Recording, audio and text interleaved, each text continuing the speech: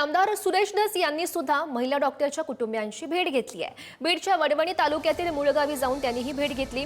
Doctor आत्महत्या प्रकरणाची सखोल चौकशी करण्याची मागणी धस यांनी केली आहे। या प्रकरणाची SIT चौकशी करावी अशी मागणी आमदार सुरेश धस यांनी केली आहे। तर खासदार प्रणिती शिंदेंनी सुद्धा आत्महत्या केलेल्या डॉक्टर महिलेच्या कुटुंबियांचं भेट घेतली आणि त्यांचं सांत्वन केलं आणि घटनेची जबाबदारी घेऊन गृहमंत्री देवेंद्र फडणवीस यांनी राजीनामा द्यावा अशी मागणी सुद्धा त्यांनी केलेली आहे।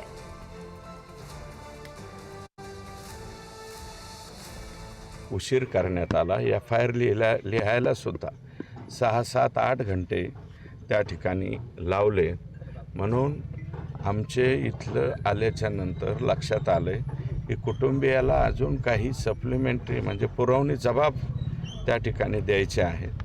तर त्या मला वाटतं सातारच्या पोलिसांनी तिकडे बोलू नये, त्याच्याऐवजी पोलिसांनी इकडे येऊन त्यांचे जबाब घ्यावेत आणि जबाब घेतल्याच्या नंतर मग परंतु आग्रही मागणी आमची ही आहे की SIT याच्यामध्ये झाली पाहिजे आणि आमच्या मुलीला न्याय त्या ठिकाणी मिळाला पाहिजे।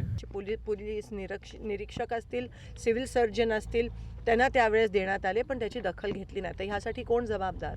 आणि मी आदरणीय ह्या राज्याचे गृहमंत्री अथवा मुख्यमंत्री वारंवार तिन्ही तक्रार करून सुद्धा महिलांना संरक्षण देण्यापेक्षा महिला खासदारांवर खालच्या पातळीला जाऊन टीका करण्यातच वेळ वाया घालवतात। पण जेव्हा महिलांना संरक्षण देण्याची वेळ येते तेव्हा मात्र मुख्यमंत्री आणि गृहमंत्री हे हात वर करतात, ज्याच्यामुळे त्यांनी महाराष्ट्राच्या संस्कृतीची पातळी एकदम खालच्या लेवलला आणली आहे। आणि मला असं वाटतं मुख्यमंत्र्यांनी गृहमंत्र्यांनी राजीनामा देणं गरजेचं आहे। देवेंद्रजी फडणवीस यांनी फलटण प्रकरणामध्ये सर्व दोषींवर तातडीनं कारवाई करण्याचे आदेश दिलेले आहेत आणि दोषींना अटक देखील करण्यात आलेली आहे। या प्रकरणामध्ये कुणाचीही गय केली जाणार नाही।